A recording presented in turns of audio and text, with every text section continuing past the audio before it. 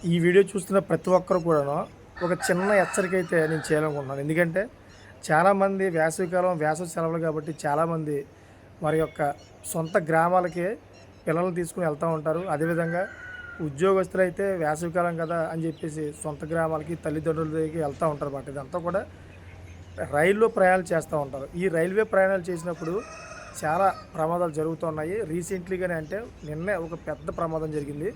దీంట్లోనే మన తెలుగు వాళ్ళు చాలా తీవ్రమైన విషాదానికి గురయ్యారన్నమాట. ఏ విధంగా అంటే ఏదైతే బెంగళూరు నుంచి నర్సాపురం వస్తున్నటువంటి శేషాద్రి ఎక్స్‌ప్రెస్ ఉందో, ఈ శేషాద్రి ఎక్స్‌ప్రెస్‌లోని దగ్గరగా 20,00,000 బంగారం దొంగతనం చేశారన్నమాట. ఈ 20,00,000 బంగారం కూడా ఒకరి దగ్గర కాదు.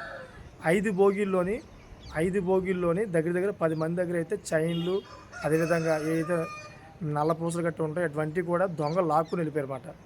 ఎలా జరిగిందంటే అదంతా కూడాను బెంగళూరు నుంచి నర్సాపురం బయలుదేరిన శేషాద్రి ఎక్స్‌ప్రెస్ ఏదైతే గుంటూరులో బాపట్ల ఉందో, బాపట్ల సమీపానికి వచ్చినప్పుడు దొంగలు అదునుగా చూశారన్నమాట. దగ్గరగా రాత్రి 1:55 ఆల్రెడీ ఈ శేషాద్రి ఎక్స్‌ప్రెస్ ఒక 2 గంటలు, 3 గంటలు 2-3 గంటల దాకా లేట్‌గా ఉందని చెప్పి తెలుస్తోంది.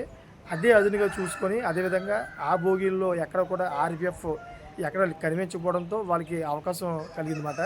సో అటువంటి క్రమంలోని వీళ్ళందరూ కూడా ఒకేసారి మూకుమ్మడిగా దాడి చేశారు.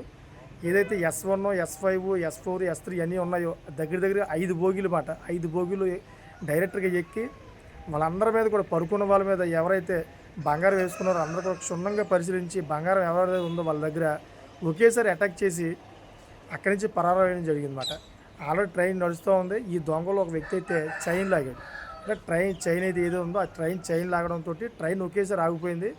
ఆ చీకట్లో దొంగలందరూ కూడా ఒకేసారి జంప్ చేసి ఆ చీకట్లో మొత్తం అందరూ కూడా మాయమైపోయారు. ఇదంతా కూడా చాలా సీరియస్గా తీసుకుంది రైల్వే. ఆర్‌పీఎఫ్ కూడా చాలా సీరియస్గా తీసుకుంది. పోలీసులు కూడా చాలా సీరియస్గా తీసుకొని ఎంక్వైరీ చేస్తూ ఉన్నారు. ఈ దొంగల మూట అంతా కూడా ఎక్కడి నుంచి వచ్చారు, అసలు ఎవరు వీళ్ళంతా, ఏ విధంగా ఈ క్రైమ్ చేస్తున్నారనే విధం మీద అయితే ఎంక్వైరీ చేస్తూ ఉన్నారు.